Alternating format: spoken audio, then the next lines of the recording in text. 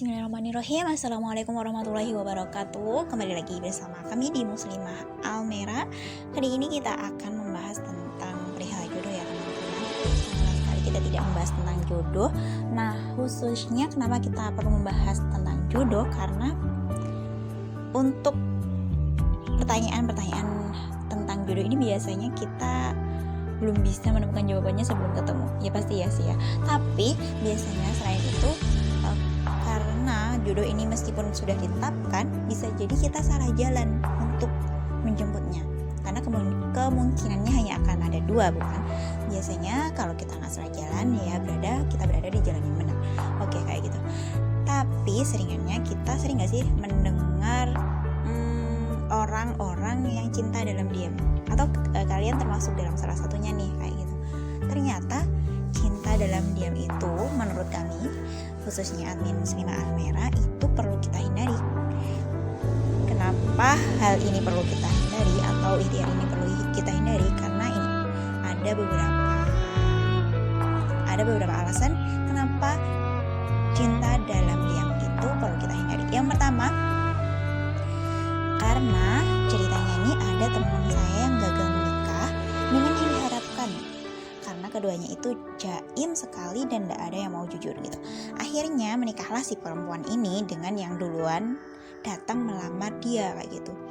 Kenapa ini bisa diketahui ceritanya? Karena si perempuan ini sih baru tahu kalau yang laki-laki ternyata juga ada kagum setelah perempuan tersebut tuh sebar undangan gitu. Dan teman dari laki-laki tersebut bilang deh, loh kok kira kamu nikah sama si A, kayak gitu. Nah dulu dia bilang loh kalau dia suka sama kamu, kayak gitu. Terus perempuan ini jawab deh, hah iya ta, kayak gitu. Lah dia nggak bilang sih, kayak gitu. Sambil, kalau saya lihat dari wajah teman saya ini, sambil dia tuh menyiratkan kekecewaan, kayak gitu. Maksudnya teman saya ini sebenarnya juga punya harapan kepada laki-laki tersebut, tapi kan karena nggak ada yang bilang, nggak ada yang mendahului, gimana kita bisa tahu kan? Karena perasaan itu harus diungkapkan, kayak gitu. Tapi karena laki-laki itu tidak melamar dan akhirnya ada ikhwan lain yang melamar dia, maka perempuan yang nggak tahu ini kalau laki-laki tersebut ada niat untuk menikah, maka ya udah diterima otomatis laki-laki yang telah duluan melamar itu. Karena kan ketika ada lamaran itu, ketika laki-laki tersebut adalah orang yang baik agamanya dan baik akhlaknya, dianjurkan kita untuk menerima lamaran, kayak gitu ya. Hukumnya dalam Islam sendiri menganjurkan yang seperti itu, kayak gitu. Entah kita sudah ada rasa atau belum, itu kita dianjurkan untuk menerima lamaran, kayak gitu. Menerima lamaran laki-laki dengan kriteria tersebut, kayak gitu. Dan meskipun penyesalan itu ada gitu kan, tapi ya bagaimana lagi ketika lamaran sudah diterima, undangan sudah disebar dan telah tercipta kesepakatan antara dua keluarga untuk melangsungkan akad, kan tidak mungkin gitu kan perempuan tuh untuk membatalkan pernikahan hanya gara-gara ada rasa yang tidak tersampaikan, kayak gitu. Jadi ini saran banget bagi laki-laki kaum Adam yang punya kagum, please tolong jaimnya jangan keterlaluan gitu. Karena gimana ya, karena kodratnya perempuan itu tuh menunggu gitu. Kita jarang banget ada perempuan kan yang berani bertanya, berani berinisiatif menggunakan perantara, itu tuh jarang gitu kan. Tidak semua perempuan seberani itu, kayak gitu. Dan cantiknya perempuan sih sebenarnya juga karena malu, karena sifat malunya, kayak gitu.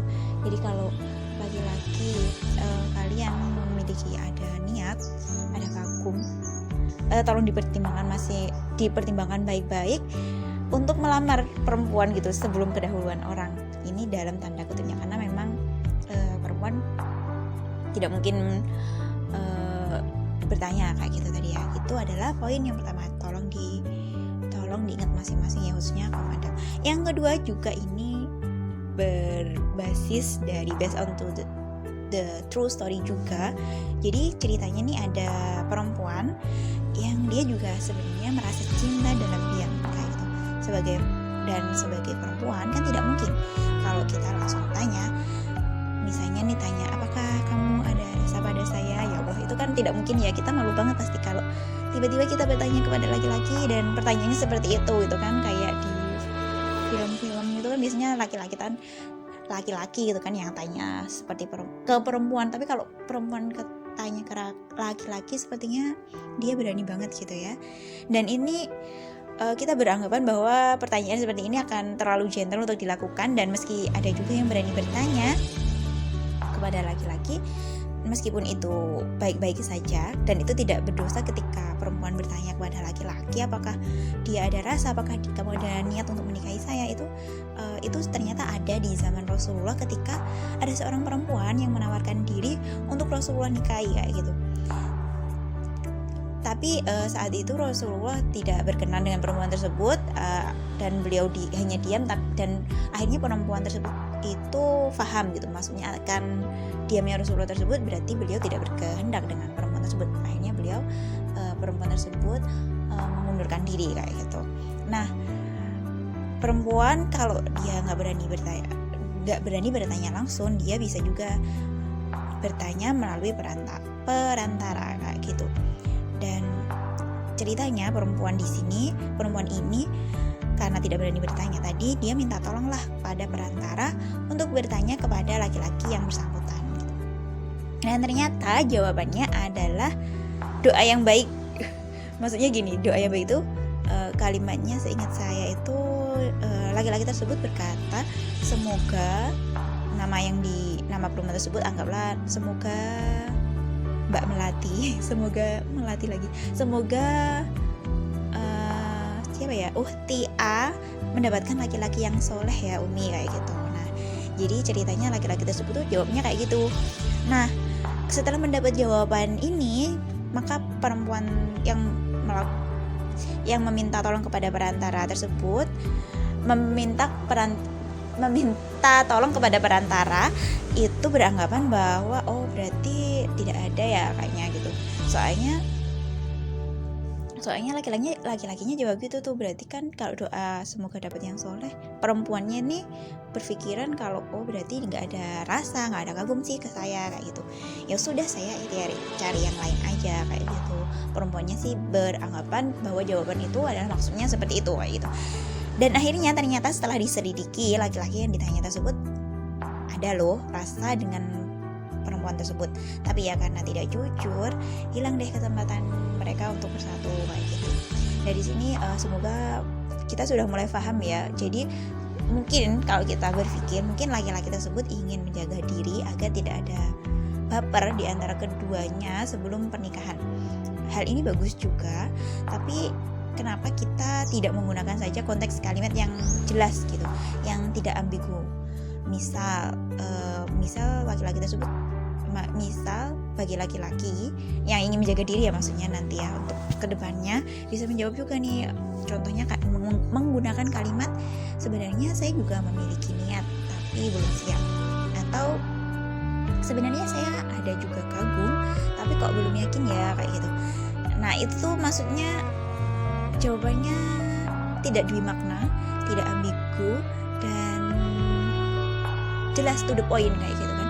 Karena untuk perihal rasa dan perempuan yang ini ya pemalu, kita belum tentu bisa gitu memaknakan jawaban doa tersebut dengan satu jawaban bahwa oh ya ternyata ada niat kayak gitu kan.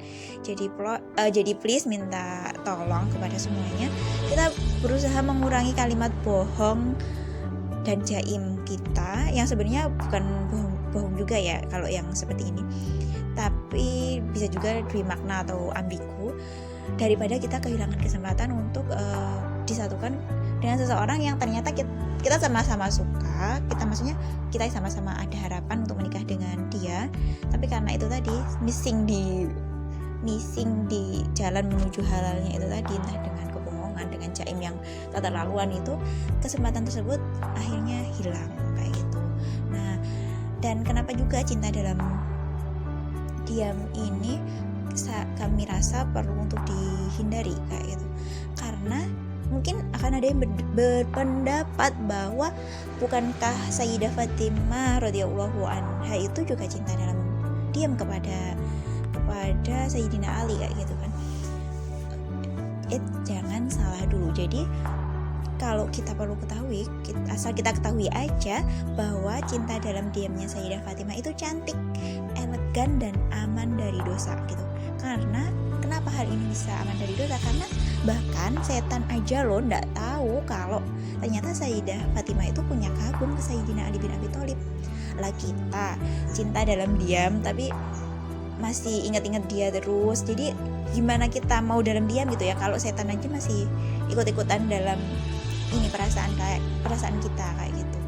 Nah, jadi tolong ini diambil jalan tengahnya dia untuk selanjutnya cinta dalam diamnya yang clear dari dosa gitu ya.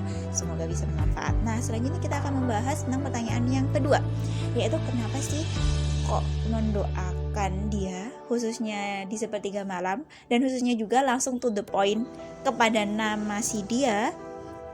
Ini sepertinya perlu juga kita hindari dalam langkah ikhtiar kita menjemput jodoh kayak gitu. Nah, ini kita sekarang main logika ya teman-teman. Jadi kita akan melogika, coba aja kita nalar. Jika setiap hari kita doakan si dia, nama dia, sebut nama dia dengan yang baik-baik. Semoga kita sebutnya Bang siapa ya? Kita sebutnya semoga Ikhwan ya. Semoga Ikhwan Filah ini selalu sehat. Semoga dia diberikan kelancaran rezeki, diberikan lancar usahanya biar segera melamar aku kayak gitu kan. Contohnya nih ya. Contohnya kan kita biasanya doa yang baik-baik, semoga ya Allah dia lancar bisnisnya, semoga dia lancar diterima kerja gitu. Kalau dia lancar diterima kerja kan bisa segera ngelamar aku kayak gitu. Kayaknya sih ya. Semoga ini dan itu, dan doa-doa yang lainnya yang tertuju langsung kepada nama dari harapan kita, entah laki-laki atau perempuan ya. Nah, bisa jadi kan kita berdoa ini gak langsung dikabulkan ya, bisa berbulan-bulan atau mungkin bertahun-tahun dan akhirnya itu bukan jodohmu. Nah, na'udzubillahi min dzalik, bukan. Sebenarnya bukan na'udzubillahi min dzalik, maksudnya eman-eman gitu. Kalau kenyataannya kita tidak pernah tahu bahwa siapa sih jodoh kita sebelum kita menikah gitu. Jadi daripada kita mendoakan nama, ya meskipun ini kalian sudah saling komitmen untuk menuju halal, sudah saling setuju gitu ya, orang tuanya sudah saling setuju, kalian juga sudah saling komitmen, bukankah lebih baik kalau kita berdoa yang baik-baik, semoga ini, semoga itu, dan segala hal yang baik dengan tagline jodohku gitu. Karena kalau kita berdoanya nih dengan tagline jodohku, itu lebih mudah dan lebih aman. Karena namanya jodohku ya orangnya pasti satu aja gitu. Hanya saja kita belum tahu namanya. Jadi kan di sini kita perlu garis bawahi daripada doa-doa kita yang berbulan-bulan bertahun-tahun ini terbuang sia-sia. Sebenarnya nggak terbuang sia-sia banget ya, karena mendoakan orang lain itu tetap kebaikan. Tapi kan kalau kita mendoakan orang yang tepat, yang dia akan membersamai hidup kita, yang kita harapkan sampai akhir hayat, satu orang yang kita harapkan sampai akhir hayat dengan tagline jodohku, berarti kan kita mendoakan dia selalu kebaikan gitu.